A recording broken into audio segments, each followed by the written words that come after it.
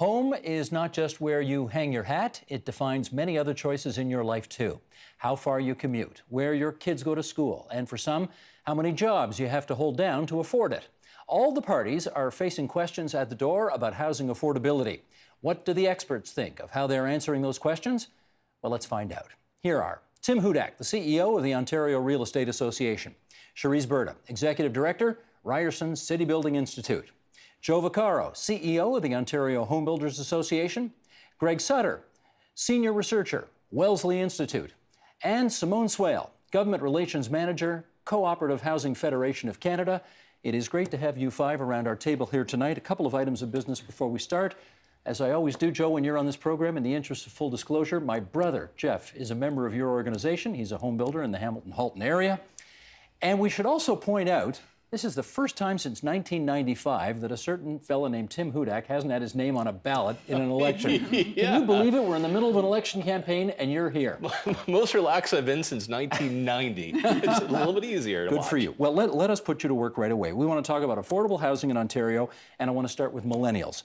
Tim, is it reasonable in this day and age for people in their early 30s to expect to be able to buy a house? Yeah, absolutely. Maybe not as big of a house at that age that their parents have, but it's certainly on the table. Look, I know there's a lot of so-called experts that say millennials are somehow different, that they're going to want to rent only shoebox rentals in the sky. So what we did, Steve, is we asked them. We said to millennials, do you believe in home ownership? Is it a good investment and do you want to be part of it? And over 81% said yes. And right now, the first wave of millennials are getting promotions. They're looking to have families, get married, and they're looking to get into the housing market. And if we don't act now and start building more supply, there'll be about 70,000 of them who can't find a home at all. I don't want to be macabre about this, but is part of the solution here to have their parents die to leave them money so they can afford to buy something? We didn't pull on that You didn't one. pull on We that, no. particularly. But look, I mean, millennials are at a stage where they're the highest educated demographic in the history of our country. They're not making as much as their folks did back when they were that age, just the way the economy is. But they still aspire to that great Canadian dream of home ownership. It's just a bit tougher. So what do you do about it? Well, my guests here I've worked with in the past will have their own views. From the Ontario Realtor's point of view, you got to help get down the costs when you're buying a home. For example, lowering or eliminating the land transfer tax for first-time home buyers. Other states and provinces looked at assistance on down payments that you pay back later on. Increase housing supply. I know my colleague Cherise from Ryerson talks a lot about, and we agree, building more missing middle. It's like stacked townhouses, mid-rise, perfect for millennials and for baby boomers who are now empty nesters that want to stay in the city. Let us find out how much agreement there is. Do you agree that it should still be a dream of millennials, people in their late 20s, early 30s, to own a home? Well, I think that there's a lot of pressure on millennials right now to go straight from living with their parents to suddenly owning a home, and in particular owning a detached home with a yard. I don't think that's realistic. And I think part of the challenge is that Toronto's got one of the highest rates of ownership in the world. We're third only to Calgary and to Oslo. And I think that there's a lot of expectations to own a home right away. I think that home ownership should still be something that we strive for later in life, but I think there's an in-between stage where you can rent, and I think the right type of rental housing supply is really important for that as well. Look, I rented in my 20s, 30s, and well into my 40s, and then I was able to save for my first home in my 40s. So I don't think that we should be putting that type of pressure immediately, but we need that right type of missing middle supply, both rental and ownership. There's going to be a generation of people watching this saying, what? You want me to wait till my 40s before I can own a home? Well, that's a little bit late. I mean, I did work for nonprofits. It okay. took me a while to afford it. Speaking of which, we have one right here. Rental housing is something that Cherise has put on the table as a possible bridge to that moment of home ownership. How about what you do? Is that a piece of the puzzle? It's absolutely a piece of the puzzle. You know, cooperative housing, we see it as a step in between rental and home ownership. It's a third option. It gives people a sense of security, a say in their home. You know, you get to be part of a community that decides for itself how it will be maintained, what will be added to it. You know, how much do you need to increase the housing charges, what we call rent, to make sure that's a sustainable, quality community where everybody works together for the long term. You know, I suspect there's still lots of people watching us right now who really aren't, familiar with the ins and outs of co-op housing, how it all works. So just give us the 30-second speech on that. So how does that all work? So What it is the members of the co-op, every resident who lives in the building over the age of 16, we're democratic communities. And what you do is you get together and they elect a board of directors and they make the decisions for the communities. And this came out of inspiration from past housing projects, kind of seeing that public housing kind of failed, but we knew we needed another alternative to offer people good quality homes that they can actually afford and remain affordable for the long term. Having said that, you know, every bit of anecdotal evidence I hear, and Tim has got the survey to point it out as well, is that this notion of home ownership, doesn't matter how young you are, is a dream that dies very hard. People still want this. And Joe, I got to ask you, do you think it's still reasonable in this day and age for people in their early 20s, maybe mid-20s, after they get out of university, maybe as they've got that first job, to buy a home? Well, I think what we have to appreciate is that Ontario is full of home believers, people who believe in the dream of home ownership. And so whether you're a renter or you're an empty nester, that belief of home ownership is linked back to how you connect to your community. So when my grandparents came here from Italy, they worked really hard to buy a house to say, we're part of this community now, we're established, and we want to give back. So I think that gets passed on. And so whether you're a millennial or whether you're an empty nester, that home belief, being a home believer, is a real, tangible reality. So the question then becomes, how do we best service that aspirational desire? Mm-hmm. And you're absolutely right. I mean, you can start with co-op housing, rental, all the options need to be on the table because, you know, we are benefiting from an unbelievably growing region. Demand is incredible. We've had 200,000 plus people join the region. So I think there's a real opportunity to talk about all these options. Well, but the dream of home ownership is alive and well across the province. Let me follow up on that. Should we crush that aspiration out of young people's minds and basically say to them, look, you know what the reality is of the economy today, of how much money you're potentially going to be able to make, how much homes will cost. Just forget about that dream for a long time, please. I would say, because we're in a political environment, anyone who wants to crush that dream does it at their own peril. It's an aspirational dream, and I think it's more important that we recognize that as an aspirational dream, be realistic about it, but also ask the question, what's the leadership to make that happen now? Because I think that's the gap that needs to be filled now, because I'm not in the dream-crushing business. Well, Greg, let's look at Teresa's option.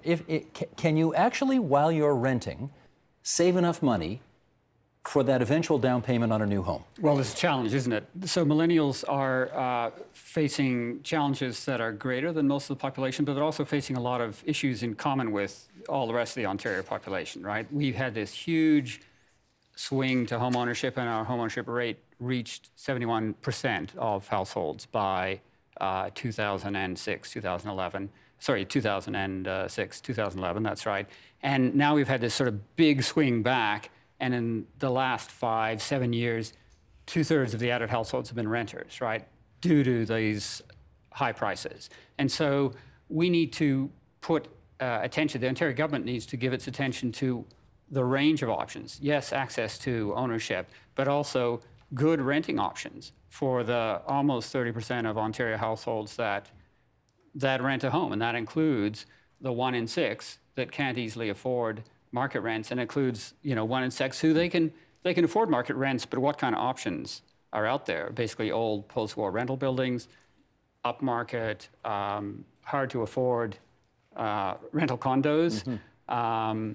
So millennials are being strongly affected by this kind of supply-demand crunch and the lack of good options across the spectrum. One of the reasons we wanted you five in here tonight was because last night on this program we had a bit of a all-candidates debate with 4 people who are running for the current election campaign. We are in the midst of the season, and we wanted to play snippets of that debate for all of you during our time here together tonight and get your feedback on what they had to say.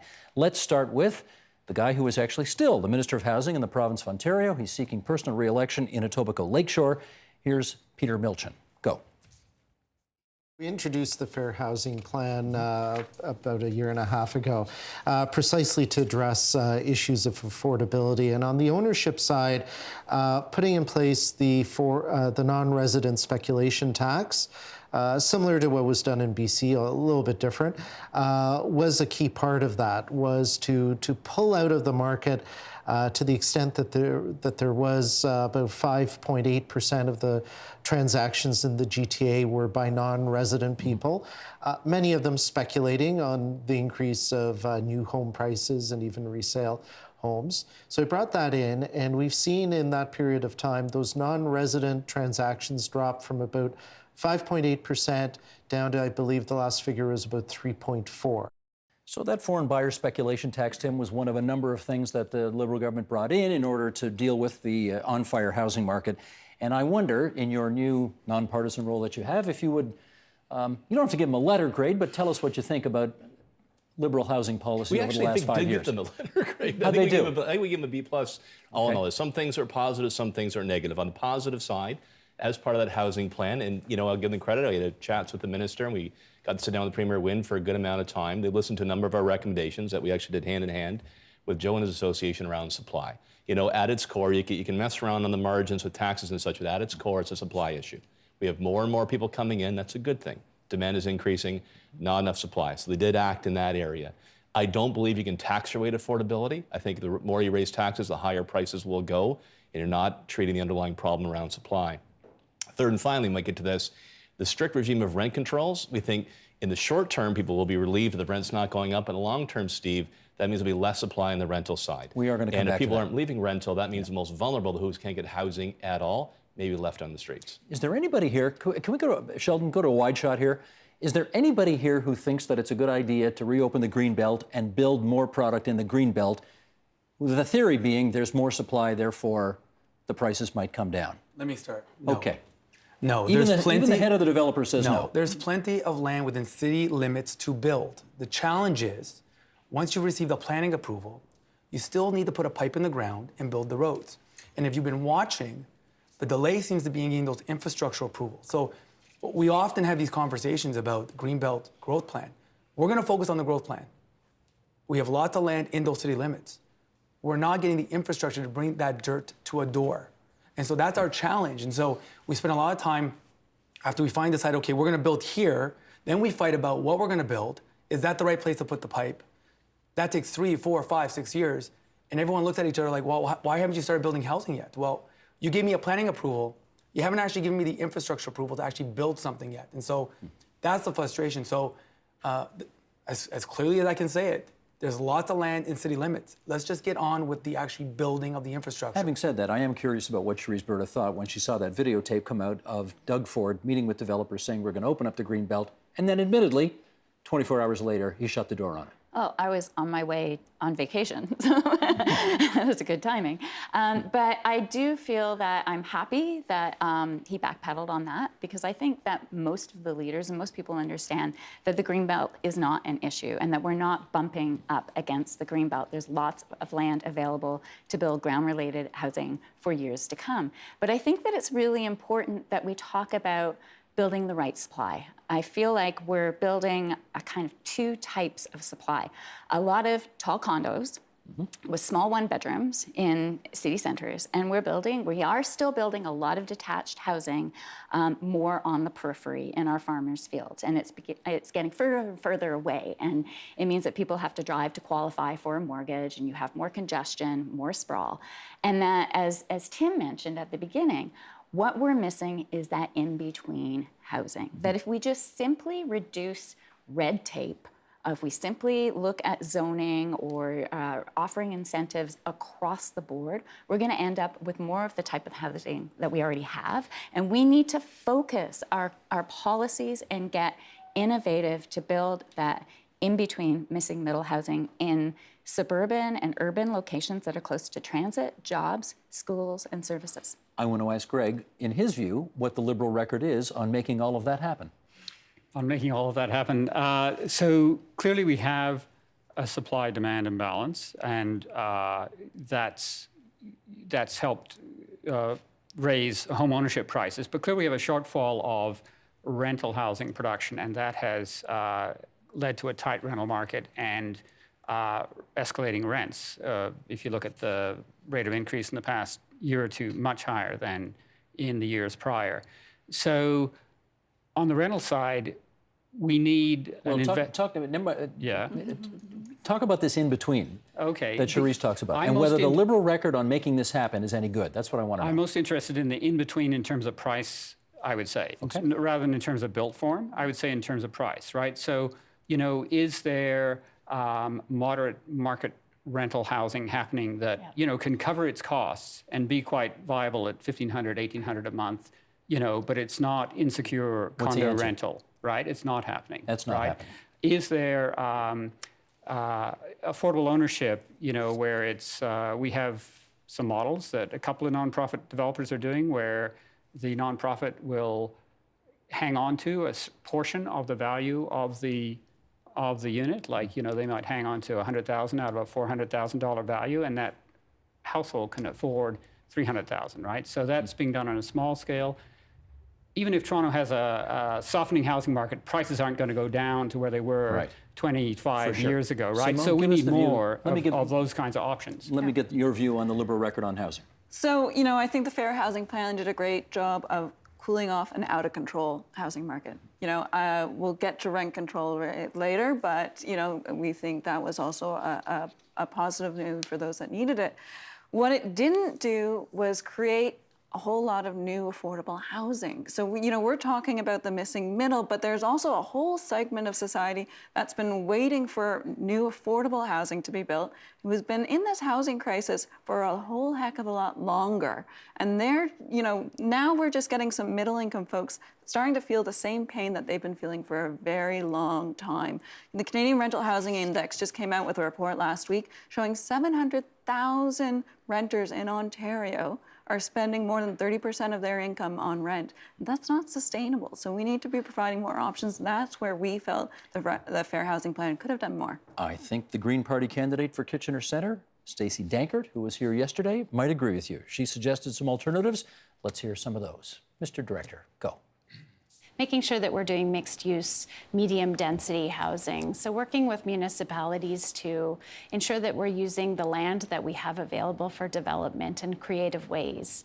That may mean bylaw changes or zoning changes, making sure that we can use that space as efficiently as we can, while still making sure that our neighborhoods are creating really nice, strong communities. Isn't that intensification? Is that what you're talking about? Yes, some intensification for sure is important. I don't think that it always has to be the big, ugly concrete blocks surrounded by concrete. I think that there are other ways that we can do it. More medium density can really fit in nicely to neighborhoods, as long as you think about the green space and how it's connected to the different commercial opportunities around. Joe, do you think developers would be on board for building more mixed-use, medium density, lots of green space, rather than the big condo towers? I think developers are already doing that. I think the challenge is this.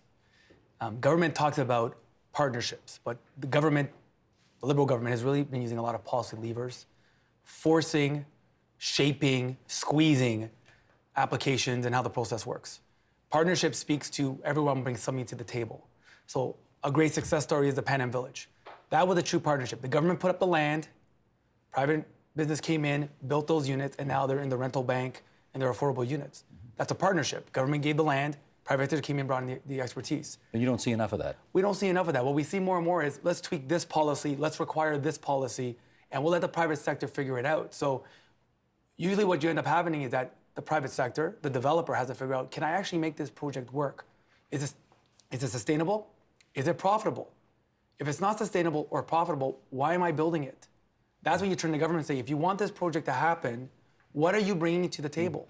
And a lot of times what we hear back is, we don't have anything to offer you, but we can force you to do it. And the developer will say, well, you really can't, because if it's not sustainable or profitable, I'll just leave it as it is, and I'll move on to the next project. Does the next government of Ontario, whoever it is, need to be more of a partner? Yeah, totally. I mean, we did some polling, especially in the Vote Rich 905, and found that access to, especially for first-time homebuyers, big issue and a motivating issue for elections, and not just for them too, right? For the parents and the grandparents. So look, I spent a lot of time in politics, spent a lot of time with developers. I've never met a developer who didn't want to make money. And I mean that in the positive sense, and they know what their market is, because everybody watching tonight knows somebody that, their daughter went to university, she got a degree, she's got a good job, can't find a place. Problem is too many government rules, too many delays, too many regulations, and too much NIMBYism that are stopping good projects from going forward. You agree with that, Therese? Well, I think there's a whole suite of solutions that we need to be tapping into. And one of the most important things, and I think we saw that on the clip, is identifying what type of supply we need, where we need it. And for example, we did a study recently that looked at the entire footprint of Mississauga and found that they could accommodate their entire population growth to 2041 and 80% of all of Peel's by building medium density housing. Do they want to do that, in their though? limits? Well, the point is that you can actually build housing and meet the population requirements without building tall or sprawl. Now, that is an extreme sort of example to showcase that you can do it. But the issue is, how do you get the policies in order to make that happen? And right now, it's a lot more cost competitive for a developer to build 37 stories than it is 7 stories, right? Because of the land cost and because of zoning and the approvals process and all of those things that Joe talks about. So what the next government needs to do is sit down and say, where do we need this housing? What type do we need? What are a lot of the creative different solutions? And if we are going to be offering policy solutions, zoning changes, and incentives, where do we direct that? Joe. But I think the challenge we have from an industry standpoint is these are academic discussions. The practical reality on the ground is you can make the argument you could squeeze everyone into Mississauga, but you still have to go get an approval, which means you still need to get a council vote, which means you still have to deal with residents. So these academic discussions at some point, they hit the wall of reality. And the reality is the developer in a position to move that project forward? And so one of the things that we always follow, have a concern with is we have all these policy entrepreneurs who want to play with policy as a way to create the perfect community, but there's no fiscal reality to how that actually happens. And so the developer's left there standing saying, it's a beautiful idea. Someone else will build it. I can't make that happen. I can't get the approval from the residents. I can't get the financing to work. And by the way, the cost of construction, concrete, steel, keeps going up. So the longer you delay this to happen, the less likely it will happen. So I like what Cherie said. It's about what's the right supply, but then the next step is let's make it happen. And we don't have enough of that let's make it happen attitude. We have more of an attitude from government that says, okay, we've done our part. You figure it out now. And when you get into that place, that's where you end up in an environment of price escalation, shortage of supply, demand keeps going up, and we end up going back to a conversation about, well, is it time to crush the dream? It's not time to crush the dream. It's time to get to work. But that's the next step. They're rolling up the sleeves and saying, okay, well, how do we make the land more, how do we make this cost competitive to building tall and building sprawl? Because simply letting more of that development happen is going to make that missing metal housing even more rare and even more unaffordable. So that's the tough question. That's the $1 million question. That's what needs to be solved. But this is where I think you can also look to new partners. There was a time the co-ops and the nonprofits, they built these communities that are still vibrant today. Like I didn't say it at the upstart, but maybe I should mention, there are 550 housing co-ops in Ontario. We're home to 44,000 households. We are the small sister to the nonprofit sector. And these are lively communities where people can really engage in. We used to know how to do this. Ontario used to be at the forefront of helping to build these kind of communities. We got out of the game. And, we're suffering the consequences of 25 years of relatively little action. And this is, we're talking about the upward pressures, but there's also, a built up of demand on the lower end supply that's also fueling this problem.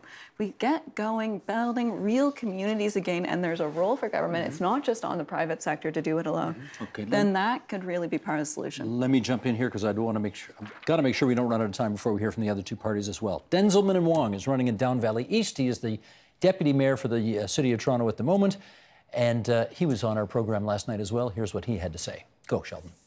Some of the other things that we need to do, quite frankly, is we need to reduce red tape. There are, Like what? Environmental assessments, all the things that a developer has to go through.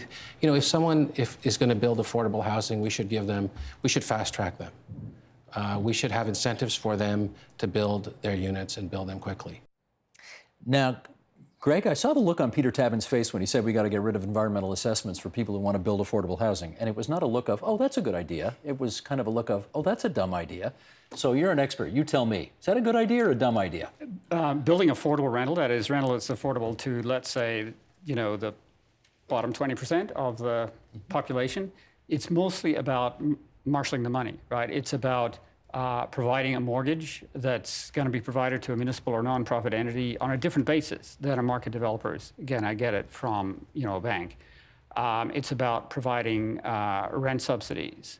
It's about. Is it about getting rid of environmental assessments? That's not going to do the trick. It's really the financing and capital grants as well that are going to make that happen for the low end. And that's, that's the sort of the 1 or 2% of people who have, mental health, serious mental health issues or chronic homelessness and need supportive housing. And that's for, I would say, the 10% of the population and of the production, I hope, that ought to be kind of subsidized rental. Tim, I know you're not a guy who would be in love with red tape, but are you a guy who wants to get rid of environmental assessments? I think what Denzel is talking about is accelerating that process. But what I usually hear, when I talk to people in the building sector, when I talk to our realtor members, is it's the overlap that you've got so many departments and ministries and levels of government. Your multis here, you have the region, local, province, right? And then they pull their hair out, and meanwhile, prices go through the roof or people don't get a house in the first place.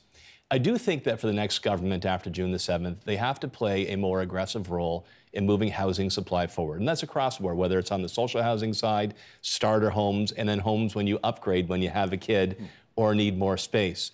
And the problem is when you've got something called a local councillor who will always think about existing voters and not future voters. The province has a role to play to say, hey, you want money for that trunk line, that sewer, that transit project? Build more housing. The province has a role to say, if you don't do it, we're going to force them onto you, because when you have so many people living in apartments that can't get out, you got to take some action. Do we blame the municipal politician who has to go back to his electors or her electors in 5 months' time and tries to make the case that, it's a really good idea to have this mid-sized development go 100 yards away from your home? I get the creature and I get the decisions they have to make, but here's something for you. You know what? But we're going to get funding for that new arena that's going to come down the road. We're actually going to expand transit options for you, get a subway or a highway, right? There's got to be trade-offs. First and foremost, the province can use a carrot approach. It doesn't work though, Steve. They're going to start pushing more supply. Otherwise, that talented millennial pool I talked about with all the education, they're going to simply pack up and go to another province. I think what is part of that, though, is if people can actually see how this housing is a benefit to them, or people like them, right? Like a lot of the housing that's going up these days, it's not a place where the kid that's living in the basement right now can actually move into. So if we're mixing up those communities, we're providing a little bit of affordable as part of them, a little bit social, making really complete communities, I think you can have a better job selling them to folks about having them join their community if they can see that there's something in it for them as well. And we need to be creative and innovative. I think one example is the fact that there are so many empty nesters rattling around in these giant houses. There are like 5 million unused bedrooms in the province, and half of those are in the GTA. And I know the city of Toronto right now is looking at matching those seniors with students to rent them some of those bedrooms.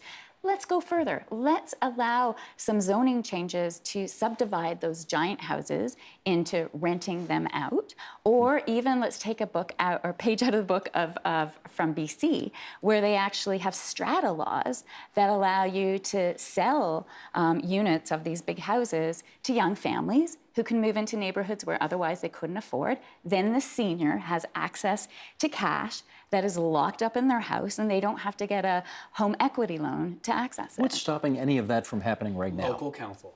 That's it. Everything you're speaking to is, from an innovation standpoint, makes perfect sense.